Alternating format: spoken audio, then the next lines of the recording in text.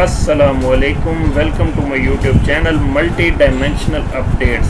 आज हम एक बहुत ही बड़े और ग्लोबली और जैसे कि ग्लोबली एक क्राइसिस पैदा हुआ है, वैसे ही पाकिस्तान का भी इस टाइम का बहुत बड़ा एक मसला, एक क्राइसिस बिल्ड हो चुका है फ्यूल प्राइसेस का और पूरे के पूरे आप यूँ समझ लें एनर्जी सेक्टर का।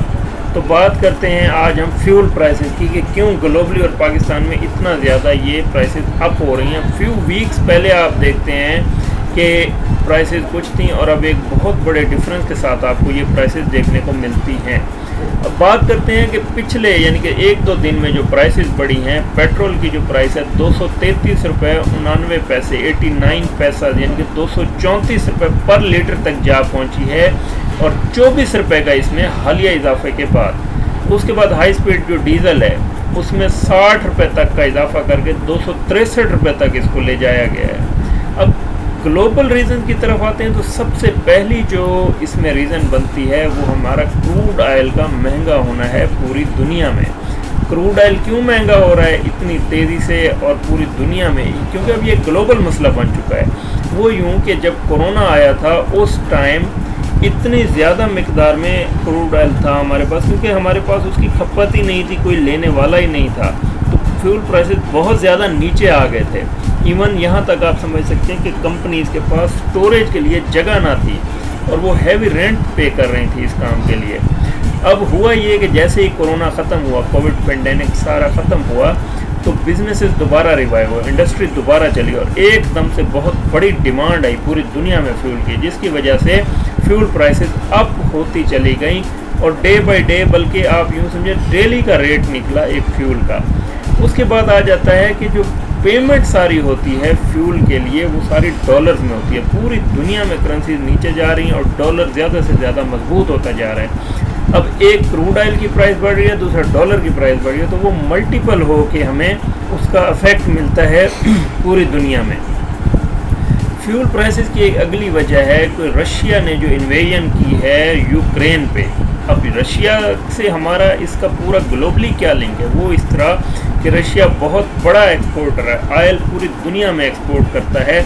अब उस पे लगा दी गई सैंक्शंस अमेरिका की तरफ से, ना ही अब पूरा यूरोप इससे ले रहा है और ना ही कोई दूसरे कंट्रीज इससे ऑयल ले रहे हैं।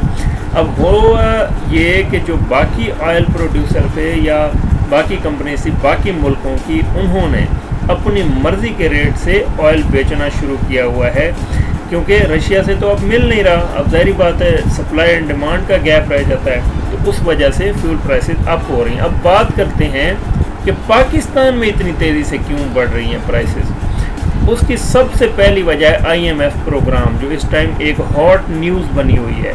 अब होता यह है कि IMF प्रोग्राम में सिर्फ ऑयल या एनर्जी सेक्टर पर ही दबाव नहीं डाला जाता। IMF तो बहुत सारे हमारे जो गवर्नमेंट के अखराजात हैं उनको कम करने पर जोर देता है, लेकिन गवर्नमेंट सिर्फ उसके पास आखिरी हरबा यही बचता है कि इनडायरेक्ट टैक्सेस लगाकर या सब्सिडीज़ ख़त्म करके जितना नचोड़ा जा सकता है आवाम को नचोड़ देती है।